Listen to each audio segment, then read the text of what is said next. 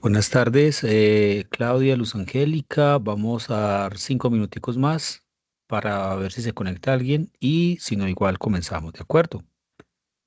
Ok, profe, muchas gracias.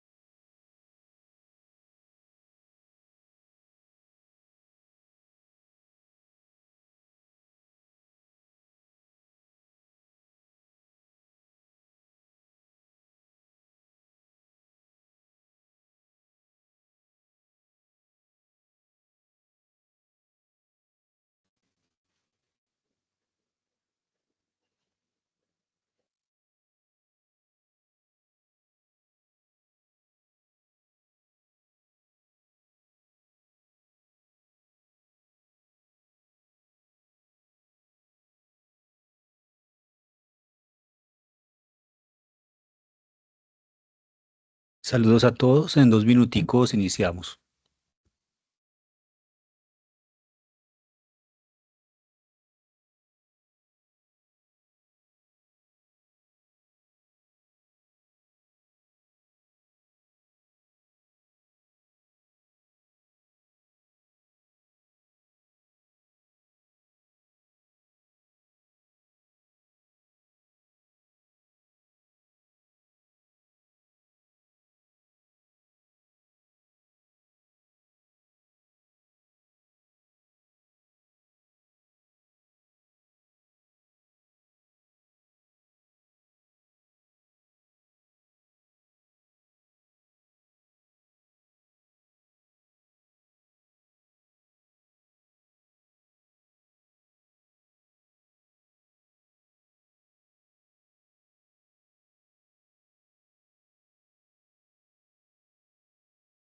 Muy bien, buenas tardes a todos los asistentes. Veo Claudia, Diana Vanessa, Gloria, Kevin, Luz Angélica y Michelle Cano.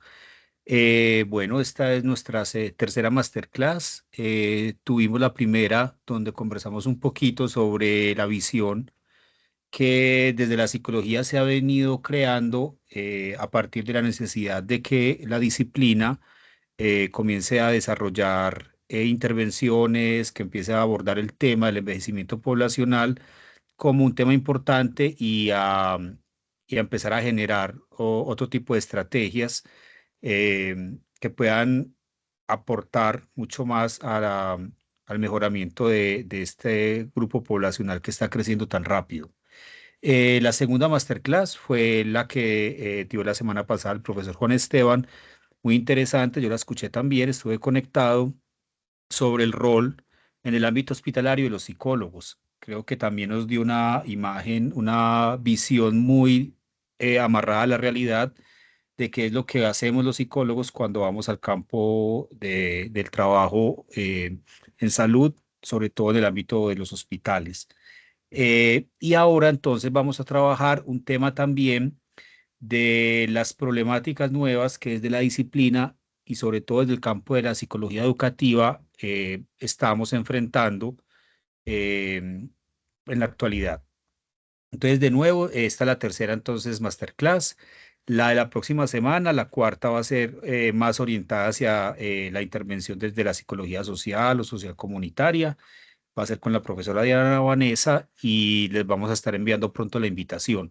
Yo puse a grabar, entonces las grabaciones ya están en línea. Yo creé una página web para estos masterclasses que les mandé en el correo. Entonces por ahí pueden acceder a las masterclasses si quieren volver a verlas o si alguien que ustedes conozcan que esté interesado en estos temas o en la psicología, ustedes pueden remitirlos allá para que él pueda verlo y pueda empaparse un poco de qué es lo que estamos nosotros los psicólogos hablando y abordando en este momento. Muy bien, de nuevo, cordial saludo y creo que tengo audio, ¿me escuchan bien, cierto? Sí, señor. Súper bien. Listo, muchas gracias. Entonces, como tenemos mucho tema, voy a ir avanzando entonces relativamente rápido. Lo primero es que quisiera compartirles una frase muy bonita, muy interesante que me gusta de Miguel de Unamuno, que fue un filósofo español, y es que la libertad es algo que se construye. La libertad es un derecho, aparece como un derecho legal, ¿cierto? Desde los derechos humanos, desde las constituciones, pero realmente la libertad es algo que nosotros ejercemos con nosotros mismos, ¿cierto? Y para poder ejercer esa libertad necesitamos saber cosas, necesitamos aprender. Entonces, lo que dice Miguel de Unamuno es que ese conocimiento y ese saber realmente es el que nos permite ejercer ese derecho o esa condición de libertad. Y el saber y el conocimiento es la cultura.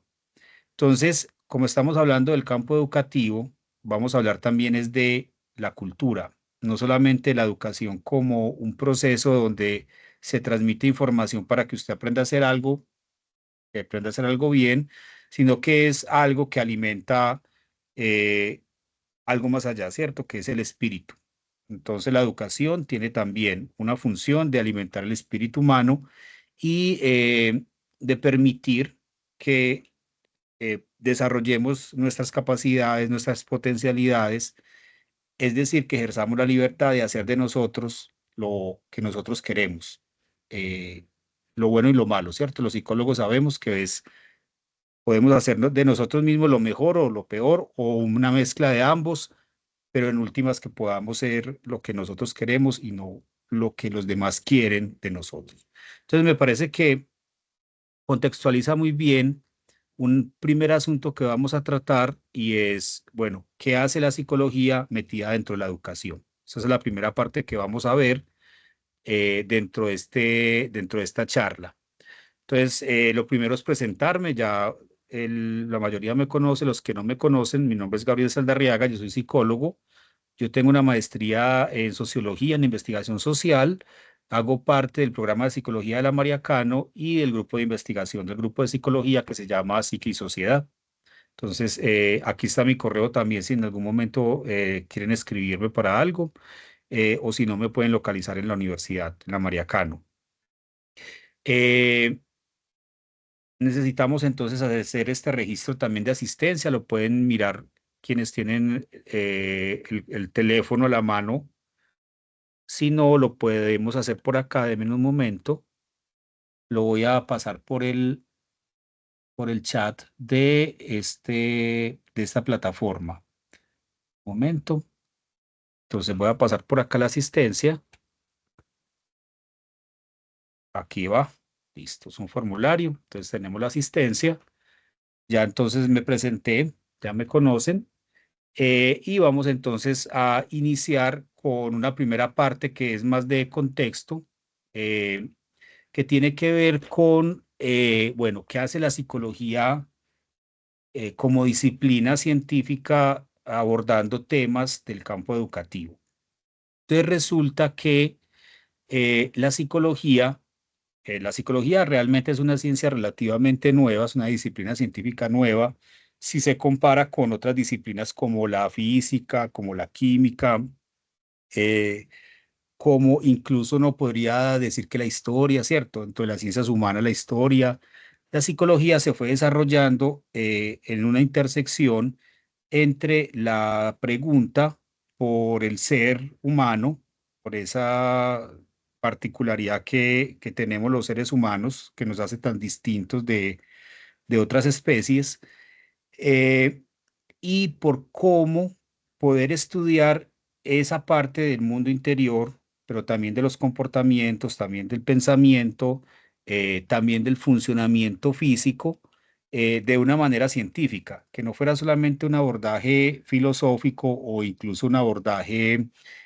teológico, ¿cierto? Como se abordaba en la Edad Media, y era que nosotros éramos espíritus, ¿cierto? Y ya, eso es como somos un espíritu o un alma encarnada y eso tiene que ver ya con Dios, entonces tiene un contacto es con el mundo espiritual y se abordaba todo ese aspecto era desde, por ejemplo, la teología, pero como es una experiencia compartida, entonces la ciencia pues buscó entenderlo desde su método científico.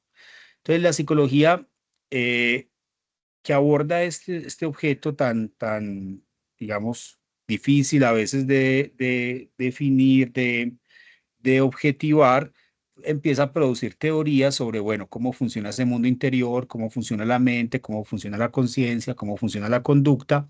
Entonces, por ejemplo, desarrolla estudios muy interesantes desde la psicología experimental sobre cómo se procesa la información de los sentidos.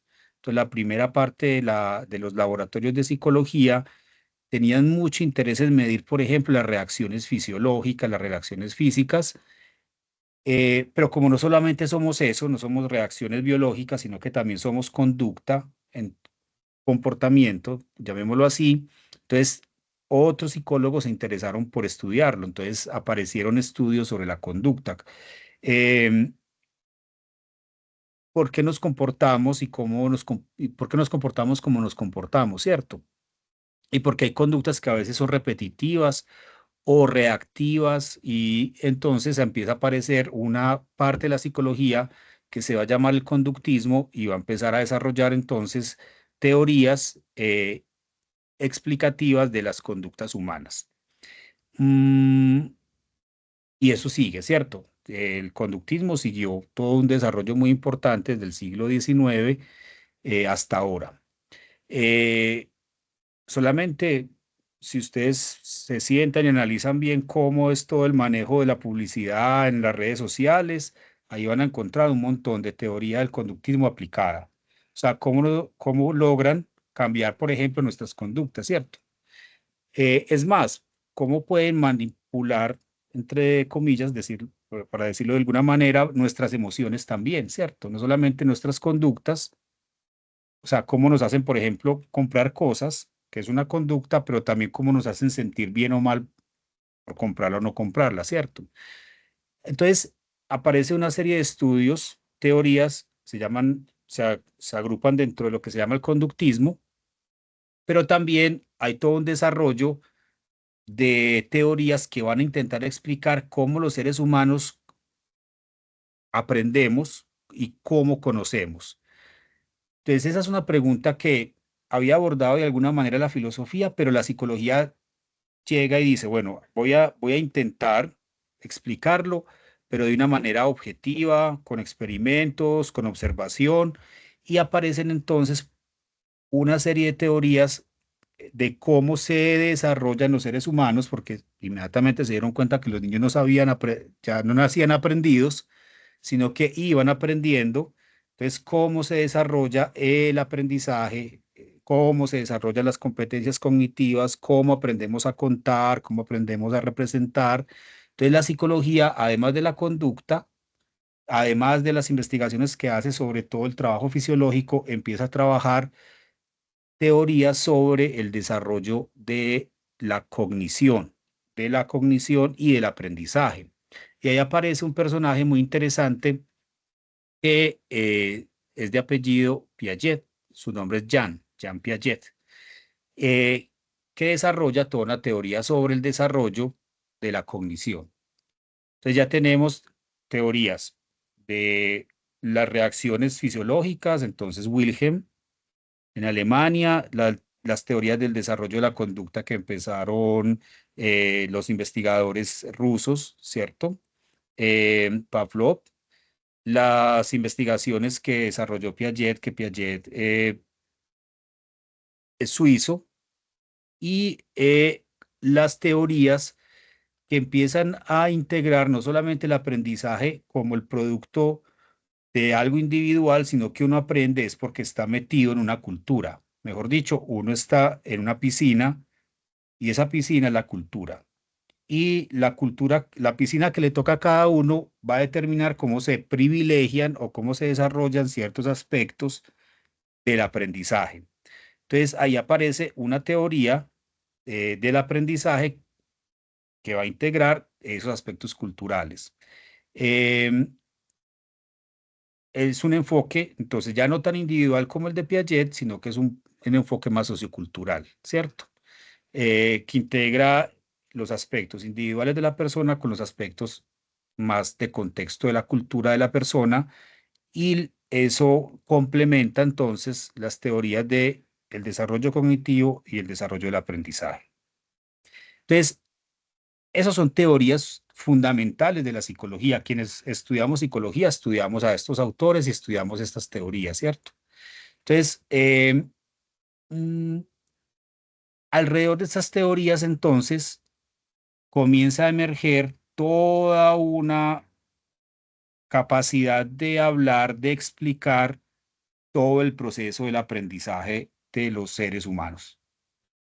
Entonces, imagínense eso cómo es de importante cuando desde el siglo XIX comienza a aparecer todo un sistema educativo público que aparece en Europa, porque antes el sistema educativo era exclusivo solamente de los nobles, ¿cierto? Quienes aprendían a leer en la Edad Media, quienes aprendían a leer en Europa, la mayoría de la gente era analfabeta, aprendían a leer los nobles que podían pagar o los que querían estudiar para ser sacerdotes. La mayoría de las personas no sabían leer, no sabían matemática, no tenían esas competencias, pero en Europa, sobre todo en el desarrollo de todo el imperio austrohúngaro, se les ocurrió la idea de que todas las personas tenían que tener una educación básica para poder generar ese desarrollo industrial en que ellos estaban. Entonces hicieron obligatoria la educación y propusieron que como un proyecto cultural, todos los ciudadanos, todos los súbditos, porque realmente ellos tenían todavía una estructura de, de, de noblezas, fueran educados y tuvieran una educación básica garantizada y obligatoria, que es el sistema, digamos, donde todavía nosotros estamos, y es que culturalmente nosotros queremos que todos los niños accedan a la educación y la educación es obligatoria, ¿cierto? Entonces imagínense que mientras va creciendo ese proyecto, de que los seres, todos los ciudadanos, libre, pues, de un Estado, eh, que son libres, eh, su mayoría, en su momento, en su mayoría de facultades, deben pasar por un sistema educativo. Entonces, toda esa idea de un sistema educativo y la educación va a coger de la psicología estos elementos que se venían desarrollando, los va a integrar dentro de lo que va a ser todo el sistema escolar.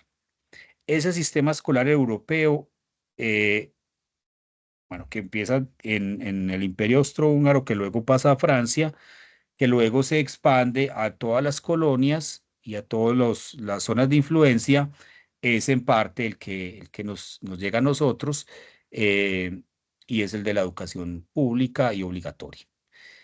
Entonces, la psicología y la educación casi que nacieron una para la otra, llamémoslo así, ¿cierto? Porque si tú vas a buscar cómo educar a estos chicos, entonces tú necesitas teorías, tú necesitas saber cómo hacerlo. Entonces, en esa unión aparece entonces la psicología educativa.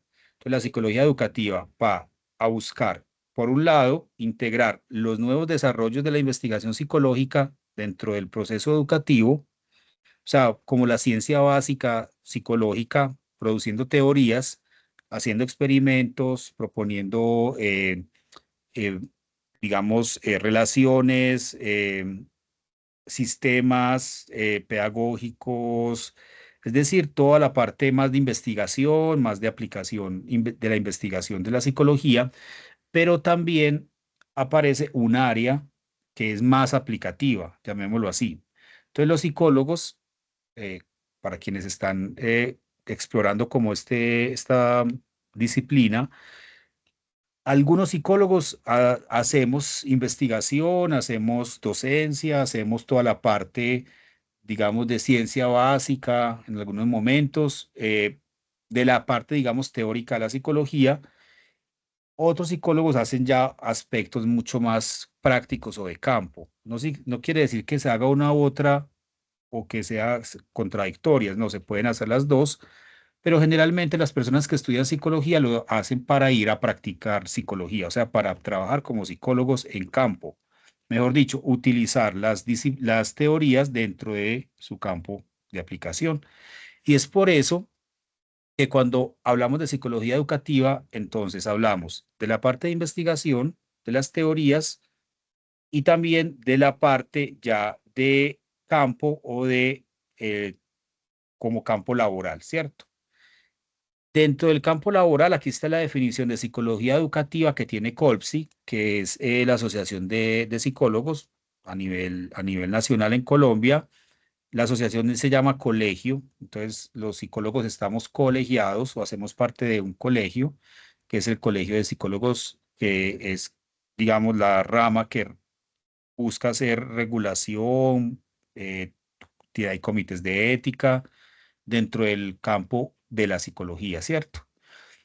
Entonces, el objeto de la psicología educativa como un ejercicio en campo profesional son los procesos justamente de enseñanza y aprendizaje en escenarios educativos, de carácter formal, informal o de desarrollo o de educación para el desarrollo humano y el trabajo, y que tiene presente la interacción entre los saberes de la psicología, los saberes de la educación, asimismo como los variables, los objetos de la psicología, que tengan que ver dentro del proceso educativo, ¿cierto? Y ahí entonces están, como les decía, las variables fisiológicas, neurocognitivas, de procesamiento de la información de los sentidos, las variables socioculturales, por ejemplo, ¿cierto? Que hablamos ahorita, la piscina, eh, las variables de naturaleza psicológica en términos, por ejemplo, de procesamiento de la información, ¿cierto? De, de capacidad de uso de competencias cognitivas y lo que tiene que ver con la conducta. Entonces, miren que en la definición del objeto de la psicología educativa como campo laboral, tenemos las teorías. Y estas teorías, que son, digamos, teorías clásicas de la psicología, se siguen desarrollando en la medida en que se siguen haciendo investigaciones. Entonces, el conductismo de Pavlov es muy distinto al conductismo que luego se fue desarrollando, por ejemplo, en Estados Unidos, ¿cierto? Eh, Skinner, ¿cierto? Entonces, de Pavlov a Skinner hay diferencias, o es conductismo, pero hay complementariedades, hay ciertas diferencias, y el conductismo se sigue desarrollando en escuelas de psicología, en universidades. Entonces, creo que eso hace, digamos, un poquito como el contexto de, bueno, cuando hablamos de psicología educativa, ¿de qué estamos hablando? La psicología como disciplina científica en el campo de la educación. Bueno, hasta aquí alguna pregunta, algún comentario, muy teórico todavía, ¿cierto? Está bien, Sí, vas bien. Todo bien. listo, gracias. Muy bien, listo. Entonces, todo ese aspecto educativo o de la educación, bueno, tiene también pues su contexto, sobre todo eh, en cómo se desarrolla, em, digamos, a nivel internacional y a nivel local en Colombia, ¿cierto? En términos generales, entonces, la educación se volvió un derecho humano. El artículo 26 de la Convención Universal de Derechos Humanos garantiza que toda persona tiene derecho a la educación. Por eso se puede tutelar, ¿cierto?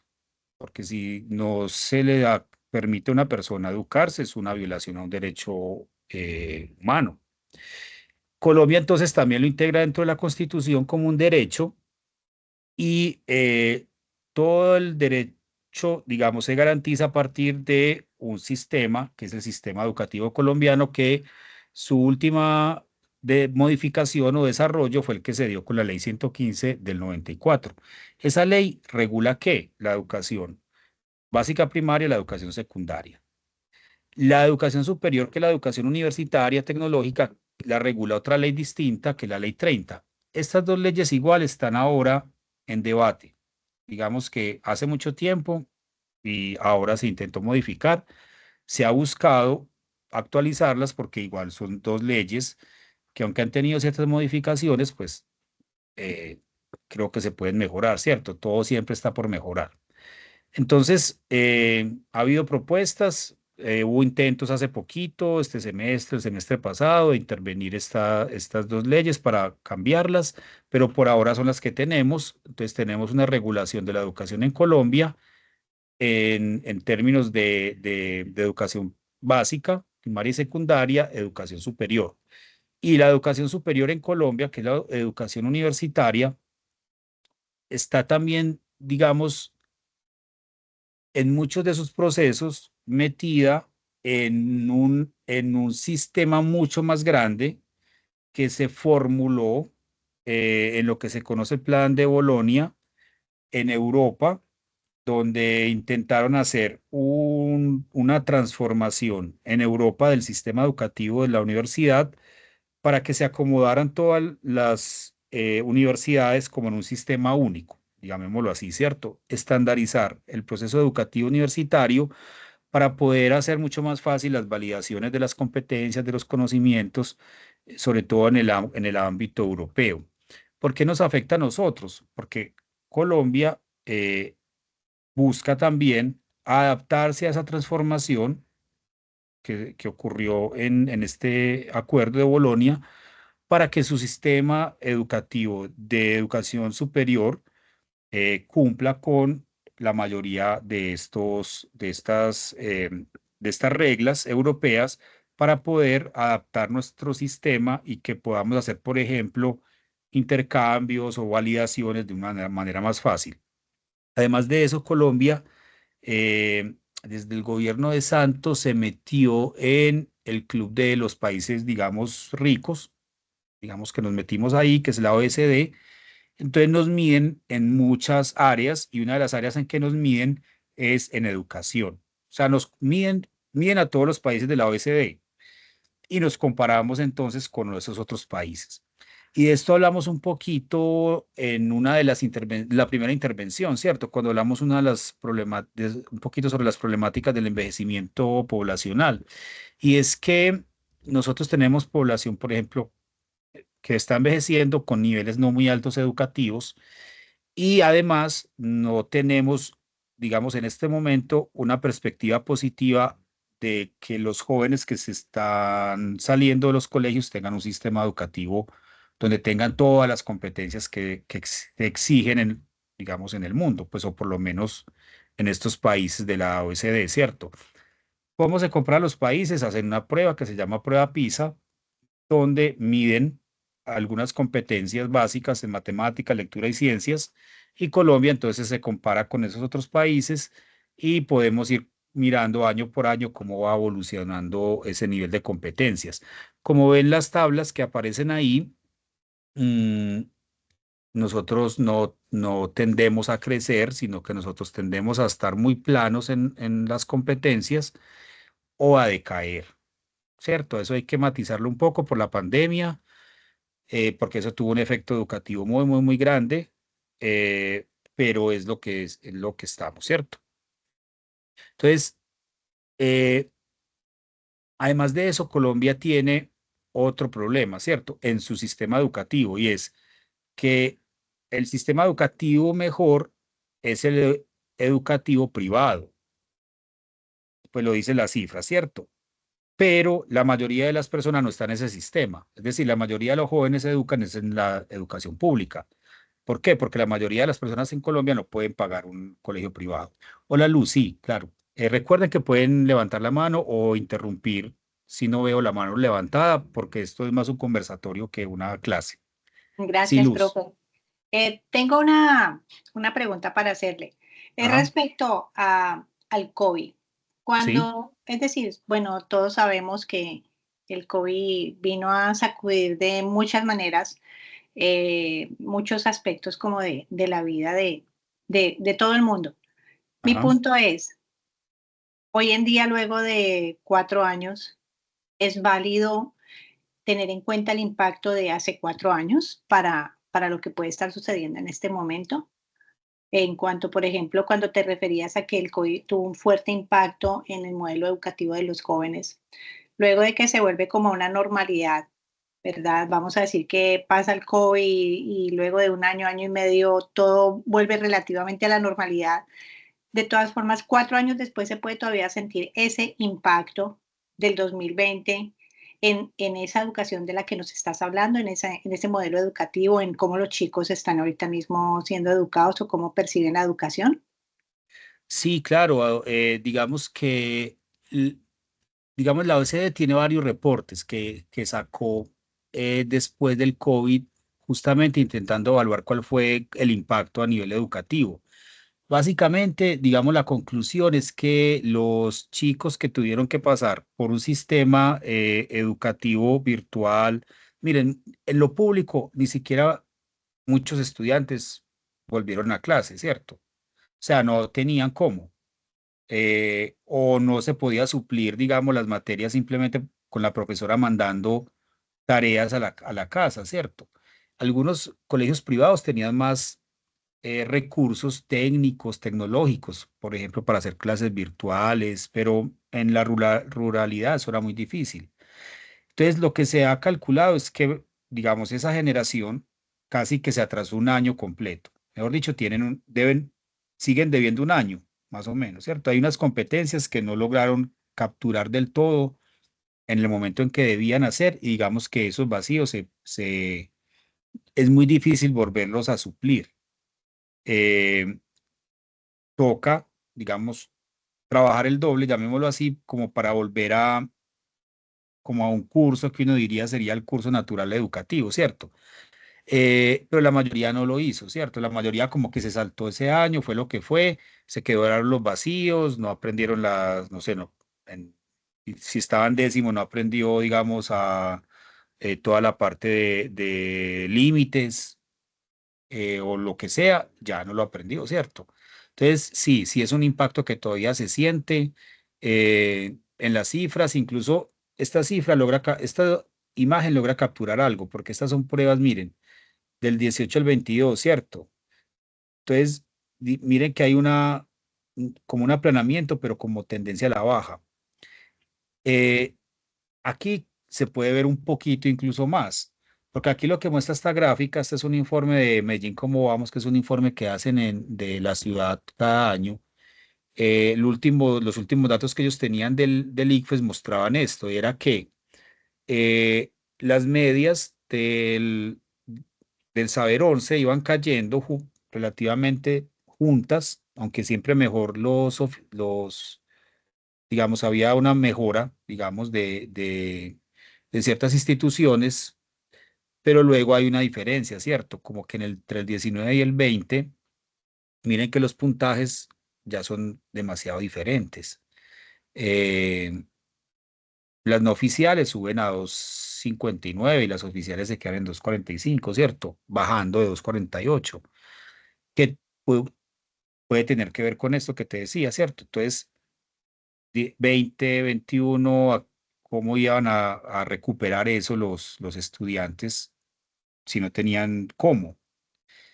Entonces, sí, sí se siente y bueno, vamos a ver que eso se va a volver una problemática para nosotros en el ámbito educativo más adelante.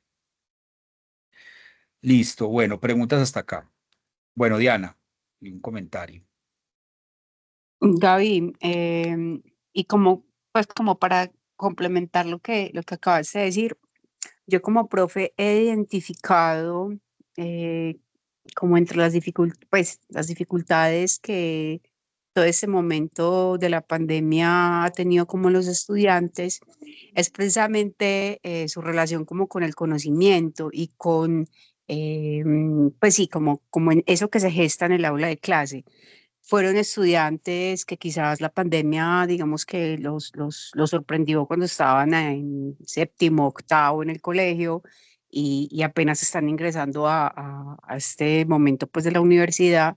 Y sí, o sea, identifico que les cuesta, que se pueden frustrar más fácil, pero bueno, son asuntos que a lo largo del proceso y el trasegar académico se subsanarán. Es Ujú. eso. Sí, es un reto, digámoslo así. Es un reto para tanto las instituciones, por ejemplo, de educación superior a donde ellos van, o de educación técnica, donde van estas generaciones, los colegios que todavía, bueno, creo que 4 años ya, bueno, sobre todo los de primaria, bueno, se enfrentan al reto de cómo volver, cómo emparejar, lo que nos decían ahorita, bueno, 4 años después, bueno, no se supone que ya deberían estar un poco como más otra vez integrados. Entonces, porque es que, digamos que el efecto de la pandemia no fue solamente en dejar de estudiar, sino que estuvo asociado con una crisis social que se reflejó, por ejemplo, en la falta de acceso a servicios de salud mental, a falta de acceso a servicios de atención social. Por ejemplo, los niños que tenían algún tipo de discapacidad que iban a grupos ya no volvieron, entonces la familia tenía que estar con ellos. Entonces dejaron de recibir la estimulación que, por ejemplo, recibían en instituciones, digamos, además del colegio. El acceso a la salud, perdón, a los medicamentos fue súper grave.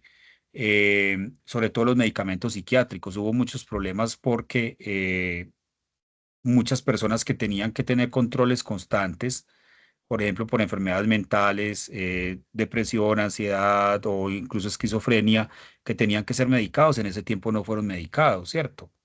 Eh, las familias que perdieron empleo, las familias que aguantaron hambre pues en el mundo, pero en Colombia hubo mucha hambre. O ustedes no recuerdan los barrios donde habían familias con pañuelos rojos en las casas, pues mostrando que no tenían que comer, ¿cierto? Entonces, el efecto social fue muy, muy grande, el impacto fue muy grande en las familias, muy grande en los chicos y muy grande en todo el sector educativo. Es más, muchos, digamos, en algunos ámbitos, por ejemplo, educativos, el problema a veces no era que el profesor no tuviera un computador y los chicos no tuvieran un computador para conectarse a una clase, es que no sabían cómo. Había profesores que nunca habían dado una clase virtual, entonces no sabían cómo hacerlo, ¿cierto? Cómo programar una reunión, cómo invitar a estudiantes a que se integraran. Entonces fue muy complejo y sí tuvo muchos efectos. Listo. Entonces, esto nos va a pegar un poco con las problemáticas que yo quiero compartirles hoy, que son problemáticas reales, actuales, con las que quienes van a irse por el lado de la psicología educativa van a tener que enfrentar. Entonces, lo primero es que los psicólogos educativos tenemos el reto de poder entablar conversaciones productivas con los profesores, con los directivos, con los coordinadores pedagógicos, para poder ir haciendo mejoras a los procesos psicopedagógicos que ellos están desarrollando. La labor de un psicólogo educativo no es la de ser profesor. Nosotros no somos profesores. Esa función es una función que se llama la función de la docencia, que un psicólogo educativo no puede ejercer. Porque un psicólogo educativo no puede ejercer la función de la docencia en un colegio, porque si se pone a dar clases, entonces ¿a qué hora va a ser psicólogo? Igual que no puede hacer funciones de psicólogo clínico. Bueno, digamos que tiene un paciente, dos pacientes aparte, o que da un curso, está bien. Me refiero a que no puede ser solamente eso, ¿cierto? Eh, Porque entonces ¿a qué horas hace todo el otro resto de trabajo? Y los psicólogos educativos trabajamos mucho, pues el trabajo en psicología educativa es mucho, entonces no podemos ser profesores, no somos profesores y no somos supervisores de profesores. Nosotros somos un apoyo al profesor. Entonces los psicólogos educativos apoyamos los docentes. ¿Para qué? Para que sus procesos funcionen mejor. Entonces nosotros somos como apoyo, asesores de los docentes. Nosotros no podemos decirle qué hacer. Él estudió eso, él estudió pedagogía. Nosotros lo que hacemos es de la psicología apoyar la mejora de sus procesos pedagógicos, ¿cierto? O psicopedagógicos. ¿Cómo se está haciendo eso ahora o qué tendencia hay ahora desde la psicología educativa? Miren, dentro de los aspectos que se han ido integrando últimamente como más directamente con esa función pedagógica de los docentes, es que se les ha intentado o se ha intentado eh, sensibilizarlos sobre todo con aspectos de lo que se llama ahora el campo de la neuroeducación, por ejemplo, ¿cierto? Entonces se ha traído todo un desarrollo teórico que ha desarrollado la psicología, sobre todo en lo que tiene que ver con el funcionamiento de los procesos cognitivos, de cómo se da el desarrollo cognitivo y de cómo funcionan los procesos cognitivos, es decir, cómo pensamos para aprovechar eso que se sabe y que lo puedan integrar dentro de sus ámbitos pedagógicos, ¿cierto? Un ejemplo muy simple. La psicología ha desarrollado teorías sobre la memoria que vienen desde la neuropsicología súper interesantes, súper actuales. Ha hecho muchos experimentos, sabe, por ejemplo, cómo es más fácil que uno rememore algo porque sabemos cómo funciona la memoria dentro de todo el ámbito neuropsicológico. O sea, cómo los estímulos que se convierten en imágenes se fijan por un momento en ciertas áreas específicas de las redes neuronales, ¿cierto? Entonces, nosotros, ¿dónde tenemos la visión? Nosotros no vemos en los ojos, mejor dicho. La imagen que tenemos de la realidad no está en los ojos. Los ojos son simplemente instrumentos que nos permiten procesar la luz que viene de la realidad para crearnos una imagen en la parte posterior del cerebro. Entonces, eso que es, digamos, de psicología básica, procesos básicos, que tiene que ver con un aspecto cognitivo específico que es la memoria. Entonces, miren que yo puedo coger ese saber sobre la memoria y adaptarlo en procedimientos pedagógicos. Entonces, se ha intentado traer esto que se llama neurociencias desde la psicología básica de los procesos mentales a la pedagogía.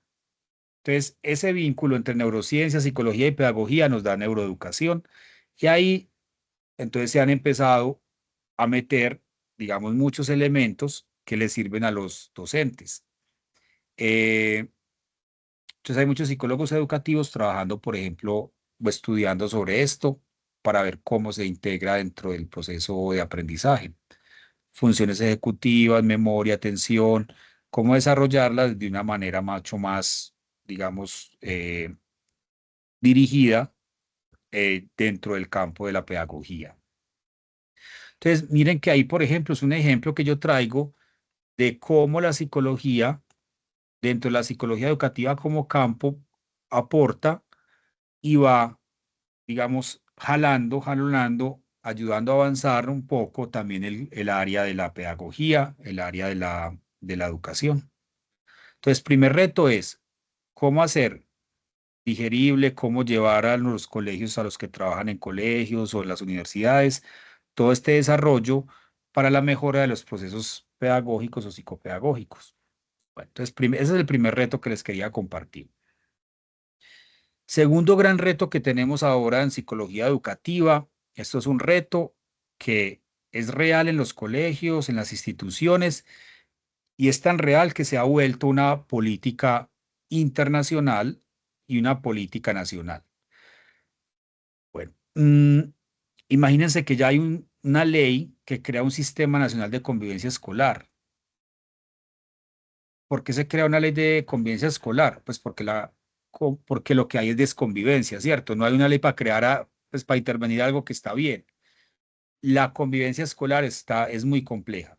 Entonces, Colombia ha tenido, sobre todo, eh, procesos muy complejos de violencia interna, de violencia urbana, de violencia en el ámbito rural, que afecta todo el sistema educativo. Los colegios, las universidades son microuniversos del país. Mejor dicho, ahí están reflejados los problemas del país. Entonces, eh, todo esto hace que sea muy complejo todo el manejo de la convivencia escolar. Entonces, se han creado leyes. Entonces, hay una ley del Sistema Nacional de Convivencia que ha permitido el desarrollo de políticas públicas, por ejemplo, a nivel local. Y a nivel local en Medellín tenemos una que se creó en el 19, que es el entorno escolar protector, que es una política pública donde la alcaldía de Medellín envía psicólogos. Entonces la alcaldía contrata muchos psicólogos para hacer trabajo de psicología educativa dentro de este programa que se llama Entorno Protector. Si ustedes tienen hijos o tienen amigos, de pronto han trabajado ahí o conocen de psicólogos que van a hacer todo el trabajo de entorno protector, que básicamente es llevar la ley, digamos, ejecutar la ley de convivencia escolar. Entonces, ahí tenemos unas intervenciones, ¿cierto? ¿Qué hacemos? Por ejemplo, en este programa. Pero además de eso, ya dentro de la institución, digamos que somos el psicólogo del colegio o la psicóloga del colegio, tenemos que abordar todo este sistema, hacerle seguimiento. Ahí dentro de ese sistema están los protocolos, por ejemplo, para reporte de códigos fucsia, de abuso infantil, de maltrato, todos los programas que tienen que ver con prevención, con atención, con seguimiento de casos. Es decir, está todo muy sistematizado. Los psicólogos educativos, pues, ejecutamos toda esa sistematización, todos esos reportes que nos piden, pero además de eso, para que la convivencia sea, digamos, buena, nutritiva, eh, como lo llaman, digamos, en algunos teóricos, eh, queremos generar climas escolares nutritivos, no tóxicos. Y para eso, entonces, tenemos que desarrollar intervenciones sobre clima escolar. Es decir, clima escolar y convivencia escolar, claro que están relacionados, ¿cierto? Si tengo un buen clima escolar positivo, nutritivo, seguramente la convivencia va a ser un poco mejor. Y el clima escolar entonces se ha vuelto uno de los objetos de intervención básicos de la psicología educativa, sobre todo porque si ustedes miran acá la última parte de esta frase, de este párrafo, resulta que es que el clima escolar es uno de los factores que más inciden en el rendimiento de los estudiantes. Y si ustedes piensan en su mundo escolar, pues claro. Si usted está en un colegio donde el clima escolar es súper tóxico, negativo, pues es muy difícil que usted aprenda bien, que vaya contento a estudiar, ¿cierto? Además de eso, un clima escolar tóxico para usted va a representar el colegio es lo peor. Quienes vivieron climas nutritivos, agradables en su colegio, lo recuerdan como una experiencia muy positiva y tal vez eso permite que se mantenga una motivación, por ejemplo, para el estudio, ¿cierto? Eh, Rinde mejor, saca mejores notas, aprende más, pero en un clima escolar tóxico, no, eso va a ser muy difícil. Y resulta que hay muchos problemas de convivencia y hay muchos climas escolares que son muy tóxicos y eso hay que intentar intervenir. Entonces los psicólogos tenemos ese otro reto, cómo intervenir clima escolar y cómo mejora la convivencia escolar. Listo. Bueno, preguntas hasta acá. Ya hemos visto dos problemáticas, digamos, actuales. Apoyar la mejora de los procesos pedagógicos, apoyar el clima escolar, convivencia escolar. Bueno, ¿alguna pregunta? Listo, tenemos todavía 10 minuticos. Creo que lo vamos a lograr. Relacionado con el clima escolar, con la convivencia, pues claro, aparece otro problema que se identificó a nivel, digamos, mundial, se volvió un objeto de estudio y de intervención muy importante, más o menos desde los 80 en Europa, que tenía que ver con el acoso escolar. En inglés el bullying, ¿cierto? Eh, ¿Por qué digo que los 80? Porque antes eso no era un problema. Si ustedes recuerdan qué pasaba cuando los papás nuestros o los abuelos llegaba el niño quejándose de que el otro niño lo estaba molestando.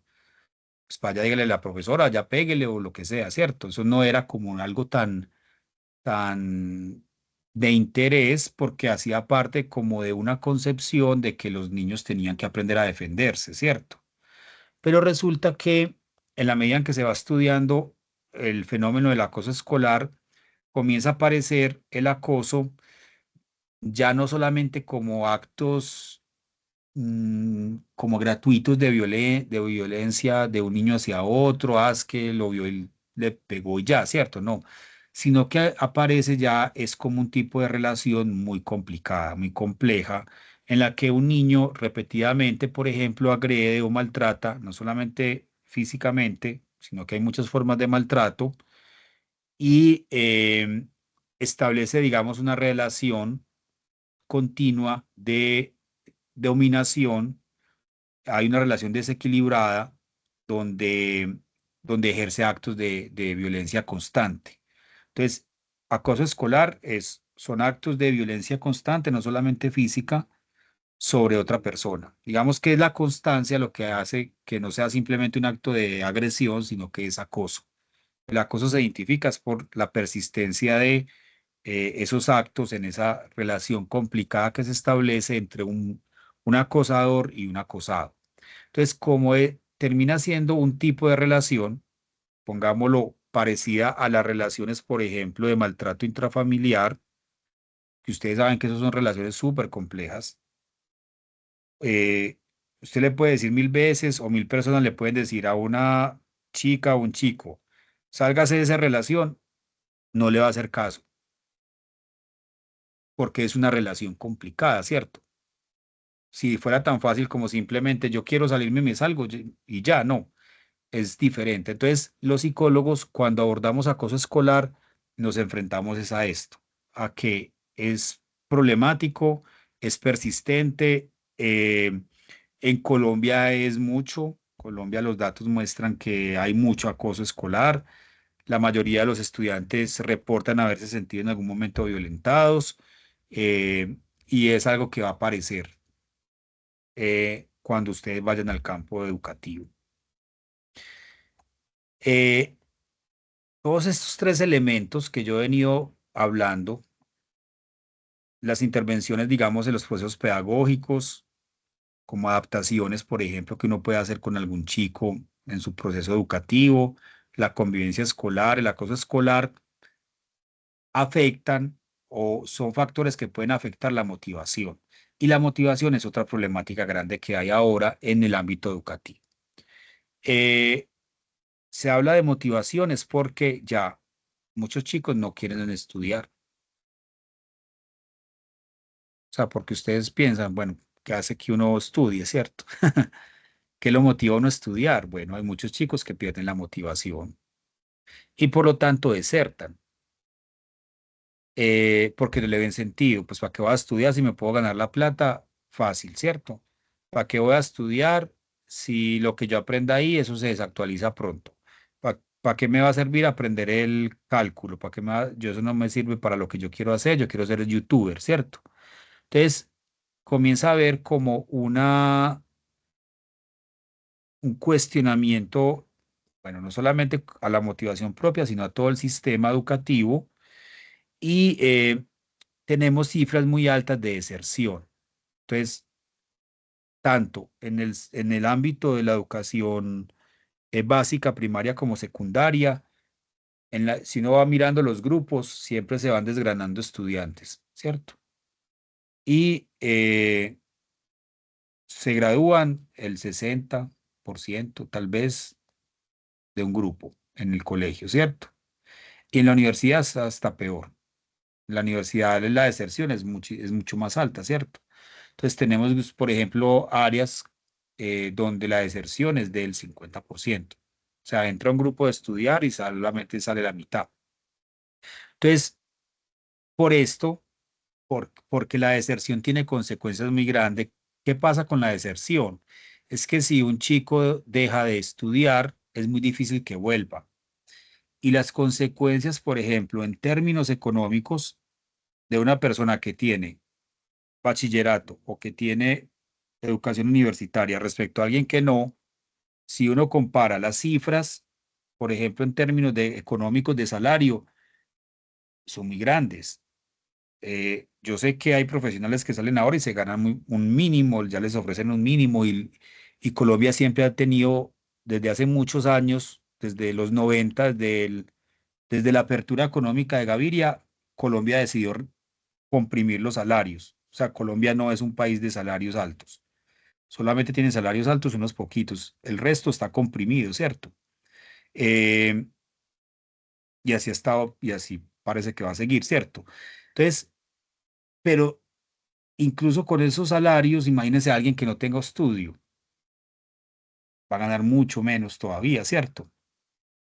Entonces, eso tiene consecuencias a nivel que individual, familiar, social. Entonces, las consecuencias de la deserción que tiene que ver con que el chico no vuelve a estudiar y eso tiene consecuencias para su vida, son muy grandes. Entonces los psicólogos educativos buscamos también intervenir sobre esto, sobre la motivación para evitar la deserción. Bueno, otro gran tema de la psicología educativa y es que por objetivo de desarrollo sostenible, esos objetivos de la ONU que le puso pues a las sociedades, a los países, uno de sus objetivos, el 4, es garantizar una educación inclusiva, equitativa y de calidad para promover oportunidades de aprendizaje durante toda la vida para todos. Entonces, eso es un reto porque son los objetivos que firmaron los países de la ONU que iban a buscar cómo llegar a ellos, ¿cierto?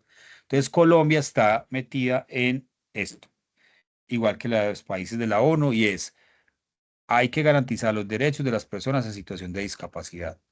Hay que garantizar sus derechos a la educación y que esa educación se dé de una manera adecuada, respetuosa, inclusiva, no exclusiva, no generando un estado, digamos, de exclusión, que porque tú tienes dificultades de aprendizaje, entonces ya no, ya vayas del colegio, ya no puede entrar a la universidad, no puede estudiar nada, ¿cierto? Eso viola, digamos, como los derechos humanos de esa persona, pero también todo el sentido, digamos, de humanidad. O sea, porque alguien no va a poder estudiar, digamos, ser alguien que aprenda algo práctico, ¿cierto? Mm, porque tiene cierta condición. No tiene sentido, digamos que no es la sociedad a la que se quiere llegar, pero eso pasa mucho. Entonces, hay una tendencia en la sociedad a rechazar y excluir las personas con discapacidad. Entonces, estas leyes, que son las leyes de inclusión que Colombia también tiene, y de inclusión en la educación también nos afecta. Entonces, los psicólogos educativos abordamos todo este ámbito de la discapacidad y la inclusión también. Entonces, es una de nuestras áreas de trabajo. Hay otro ámbito que ahora es muy, muy fuerte y es el de la educación sexual, sobre todo por algo, porque a veces no se sabe cómo eh, hacer una formación en educación sexual que sea integral y que no sea simplemente coercitiva o que sea simplemente como no lo haga y ya, ¿cierto? Entonces, nos toca como psicólogos educativos llevar la información, enseñar a las instituciones, a los docentes, acompañarlos en cómo crear procesos de educativos integrales que saquen, digamos, el ámbito de la sexualidad de lo moral solamente y lo integren dentro de una perspectiva humana mucho más amplia. Entonces, eso por un lado. Entonces, imagínense, por ejemplo, en un colegio religioso, ¿cierto? Donde tienen, digamos, ciertas prevenciones con esto, quienes vamos a terminar acompañando en este tipo de información somos nosotros los psicólogos educativos.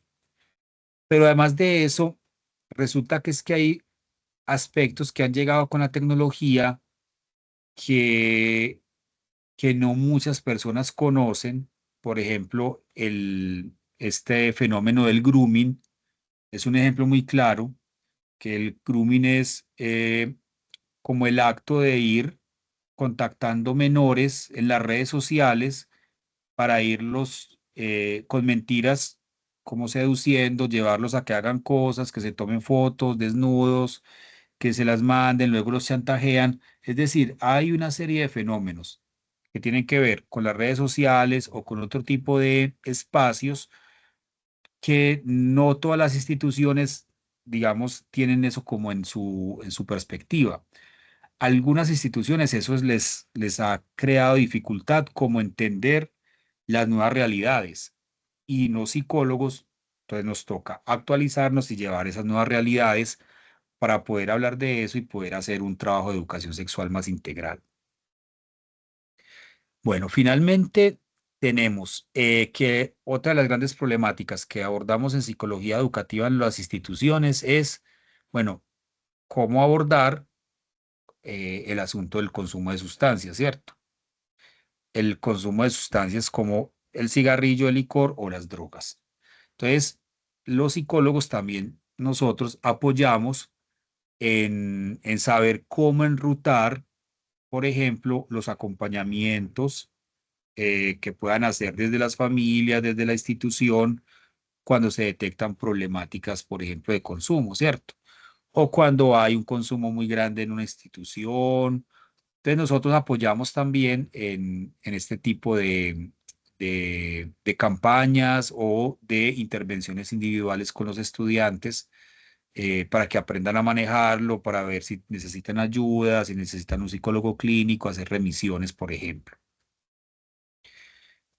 Bueno, y ya, digamos, otro campo, el de la orientación vocacional. La mayoría de los estudiantes, por ejemplo, de los que yo, a nivel público, sobre todo, a nivel privado es diferente, pero a nivel público, que los que yo conozco, nunca tuvieron a un acompañamiento en la orientación vocacional. Entonces, muchos terminan estudiando una cosa que no les gusta, desertan eh, o lo hacen, terminan, pero no es como lo que les satisface como personalmente.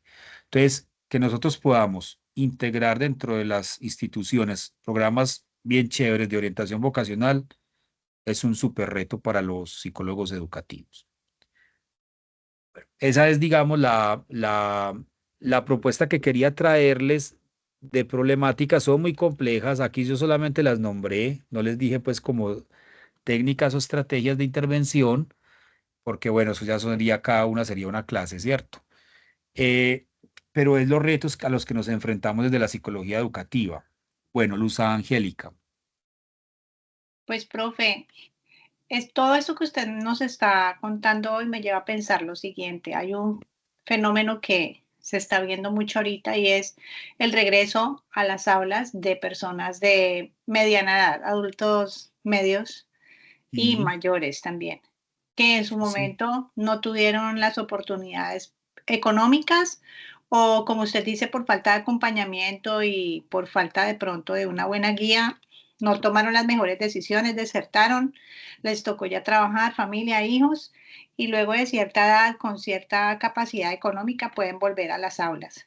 Y es algo que me genera mucho interés porque se da mucho también un cierto tema de discriminación hacia estas personas Mm. cuando son mayores y tiende a haber una especie de un enjuiciamiento hacia ellos de sus capacidades de aprendizaje y lo que pueden aportar como personas mayores en ambientes educativos, lo cual pues obviamente me genera preguntas, ¿verdad? En cuanto a cómo se puede, digamos que llevar una sana convivencia con profesores o compañeros que tienden a, de cierta forma, quitarle valor a aquellas Ujú. personas, ¿verdad? Porque se ve en las aulas, se ve como se ve en el ambiente virtual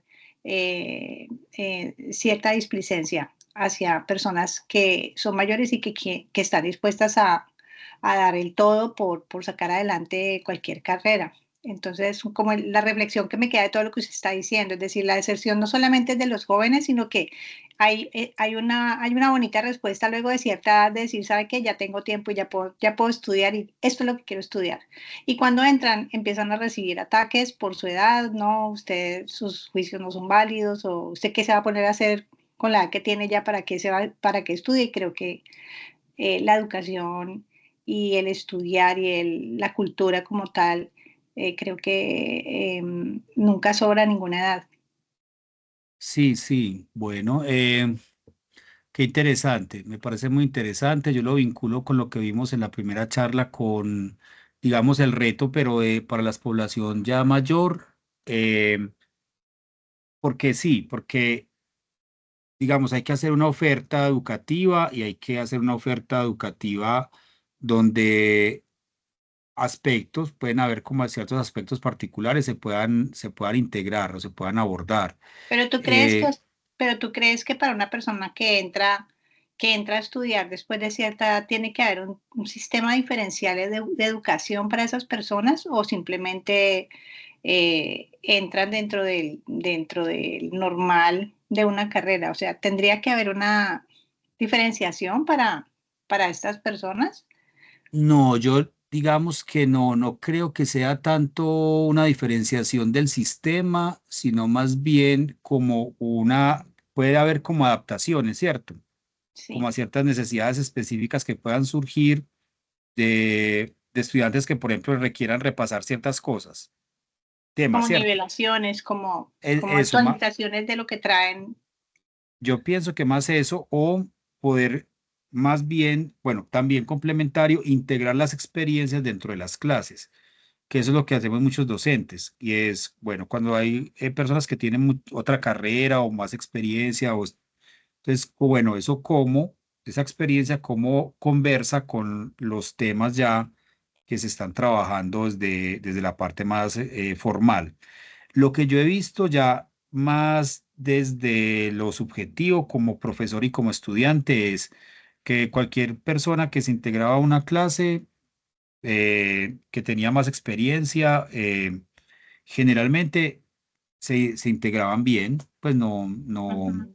nunca vi rechazo realmente, ni cuando estudié, porque yo estudié en una universidad pública, en la Universidad de Antioquia, y tenía compañeros que venían de muchos años de trabajar o así habían pasado de carreras o querían hacer otra carrera Sí, y se integraban bien, no había, digamos, no vi como ese sí, problema intergeneracional.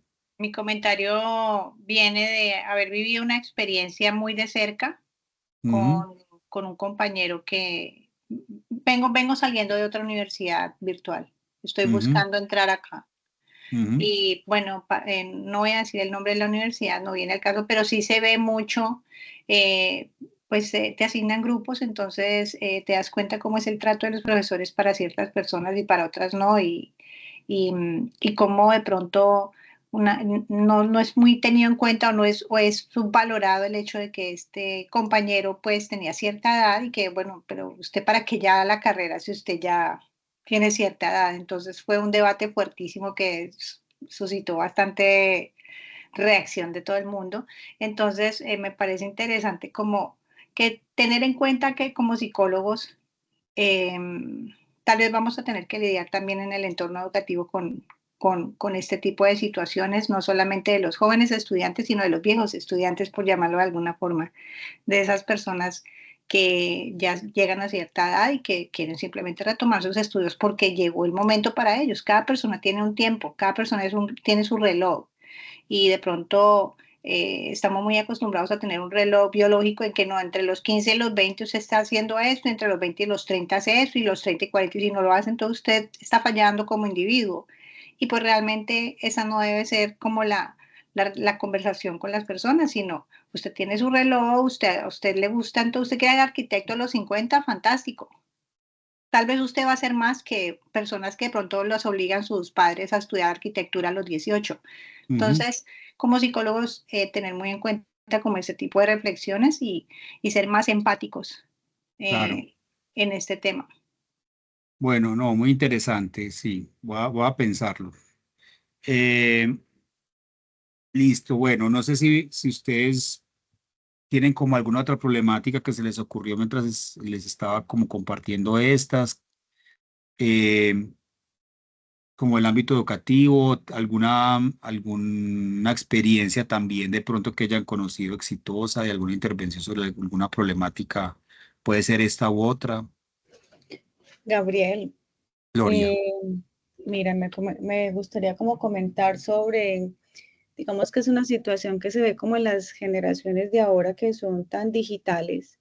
Ujú, Y se ve mucho en ellos que ellos prefieren escribir que hablar y que llamarse y que verse, ¿cierto? mm, claro, Y creo que hay una problemática que impacta mucho el tema, impacta la educación, impacta el relacionamiento, luego va a impactar el mundo laboral, porque son jóvenes donde están más abocados o más inclinados a simplemente el chat o mandarse una foto o un Snapchat o lo que ellos se mandan y, y cuando ya están frente a frente, no saben ni cómo ni qué hablar. O sea, por el chat son los súper amigos. Yo lo digo por mi hija, tengo una hija de 15 años y ujú, ella habla, no, mi amigo, y habla y habla y habla. Y cuando se encuentran con ellos, no, como que no encuentran tema, no encuentran de qué hablar. Y me parece que eso va a impacta en todo, ¿cierto? Porque se vuelven como si fueran como unos munditos, son personas como muy, como conectadas pero aisladas, sin relacionamiento presencial. O yo le digo, vale, llama al papá para tal cosa. No, ya lo voy a escribir. Yo no, llámalo. Mami, no, yo ya le escribo. Y yo no, es que necesito que hables es con él, o sea, porque como que de alguna manera la llevo a que, ven, es que no pierdo, o sea, con ella tenemos muy buena relación, pero igual la tendencia natural es, yo escribo en el chat, yo escribo en la red social, yo no tengo ese contacto de conversar o de vernos. sí, bueno, yo creo que apuntaste a una problemática que sí es una problemática actual, yo no la anoté ahí, la voy a anotar ahora, que tiene que ver con la tecnología. Uh -huh. Bueno, esto se ha ido estudiando por la sociología. La sociología también tiene áreas de estudio de cómo se da todo el ámbito grupal, de relaciones en el ámbito educativo, pero no es de la psicología, sino es de la sociología como sistemas sociales. Pero ¿qué es lo que ha ido observando la sociología? Y la psicología lo confirma. Algo de lo que tú estás diciendo es, la aparición del smartphone es muy nueva. Es que el smartphone no tiene, yo creo que ni 20 años. Cuando presentaban el iPhone fue como en el 2008, creo, ¿cierto? Sí, Más yo o creo. menos, sí. Ujú. O sea, a nosotros nos tocó una época sin iPhone, que Sí, era, eran o los con, Blackberries. eran Era Viper, lo más. Viper, Ajá. la piedrita esa de Nokia, No, que luego los Blackberries. y luego el BlackBerry, que fue el inicio del chat, y luego ya listo Mm, con el iPhone. Entonces, ya nosotros. los sociólogos han mostrado que ha sido un cambio muy rápido que tuvo consecuencias en los comportamientos de las personas y en la forma en que las personas se relacionan. Tanto que, pues, a nosotros nos tocó una época, como no habían smartphone, la gente no se la pasaba así todo el tiempo en un teléfono, ¿cierto? Ujú. Leía estos días una entrevista en el País de España de una artista que le impresionó mucho. Decía ella que una niña le decía a la mamá que ella quisiera hacer un teléfono para que la mirara. Mm. O sea, el cambio en las relaciones, no solamente sociales, sino de cuidado. O sea, una mamá que cuida a un niño, una niña, y todo el tiempo está en un teléfono, ¿cierto? Entonces, todo ese cambio social o en la sociedad por la introducción de esta tecnología, claro que tiene efectos también en la manera de relacionarse, ¿cierto? Y psicológicos. Entonces, tal vez no es que tu hija no quiera, sino que no puede o no sabe. O sea, Ujú. las generaciones, digamos, hay, pues no todos los chicos, pero hay muchos chicos de estas nuevas generaciones que tienen dificultades, les da ansiedad, Sí, les da sí. ansiedad, no saben Sí. cómo interactuar, ¿cierto? No saben Ujú. cómo, no, les da miedo, digamos, un abrazo, por ejemplo, no saben cómo darle un abrazo a un primo, una prima, ¿cierto? Eh, sí, entonces yo creo que eso sí es importante. Yo lo toqué con lo del grooming, por ejemplo, porque el grooming se da mucho en el mundo tecnológico, sobre todo de redes sociales, pero también tiene que ver con lo que tú estás mencionando. Me gustó mucho tu comentario, sí. Los psicólogos educativos, claro, nosotros intervenimos eso. Nosotros lo detectamos y nosotros lo pensamos y desarrollamos, por ejemplo, intervenciones sobre eso. Gracias. Bueno. Lo voy a meter dentro de mi curso también, los dos, el de las relaciones intergeneracionales, gracias por ese aporte también, y la tecnología. Bueno, nos volvimos a pasar. Profe, una pregunta. Sí, Es respecto a las clases, es decir, estas clases, ¿viene una última clase dentro de 8 días o son clases que se ofrecen cada 8 días? Es decir, ¿van a haber más?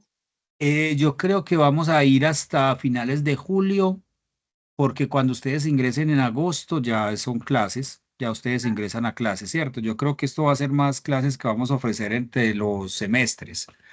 Para las personas que están interesadas pues en temas, este fondo se me está haciendo, como se está oscureciendo, bueno, eh, porque creo que es como poder compartir temas que estamos trabajando desde la psicología, desde los campos de la psicología, tanto a los egresados, a los estudiantes que quieran conectarse, conversar un poquito, a los aspirantes o cualquier persona del público general, y creo que va a quedar bien en los intermedios. bueno, Eh, Porque cuando ya ustedes empiecen a clase en agosto, pues ya ustedes están haciendo tareas, estudiando, va a ser más difícil, va a ser claro. más difícil. O en momentos especiales, vamos a ver. Pero yo creo que vamos a ir hasta finales, la última semana de julio. Ok, profe, La otra muchas gracias. semana es otro campo diferente, ya no es el hospitalario, no es envejecimiento, no es educativo, sino que es social. Entonces yo creo que ahí, bueno, van a poder enterarse también de muchas cositas que hacemos en el ámbito social. Muchísimas gracias, profe. Bueno, recuerden compartir el vínculo a alguien que les interese los temas, no tiene que ser un aspirante a psicología, sino que quiera conectarse, es abierto. Muchas gracias. Listo, recuerden también la asistencia y bueno, quedó la grabación ya, les mandé la página donde van a quedar las grabaciones por si quieren repetir algo y ya nos veríamos entonces dentro de 8 días. Vale, profe, muchísimas gracias. Que A tenga una feliz ustedes, tarde. Hasta muchas luego, compañeros. gracias, cuídense Hasta mucho. luego.